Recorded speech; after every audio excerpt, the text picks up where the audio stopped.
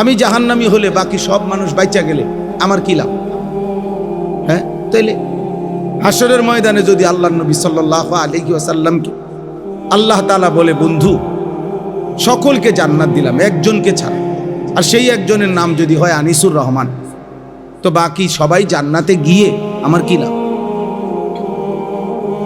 ধরে নেন একজনকেই জাহান্নাম দিল, আর সেই একজন আমার নাম বলল, আপনার নাম বলল, তো বাকিরা সবাই মুক্তি পেলে আমার কি লাভ?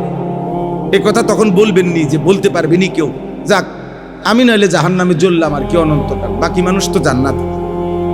তাইলে বরং কোরআনুল কারীমের মধ্যে আছে, হাসরের ময়দানে প্রত্যেক পাপী এই জগতের সমস্ত কিছু দিয়া, স্ত্রী, ছেলে মেয়ে, মা বাবা, ভাই বোন, আত্মীয় স্বজন, এমনকি পৃথিবীর প্রথম মানুষ থেকে নিয়ে শেষ মানুষ সকলকেও প্রয়োজনে জাহান্নামে দিয়ে হলেও নিজেকে বাঁচাইতে চাই।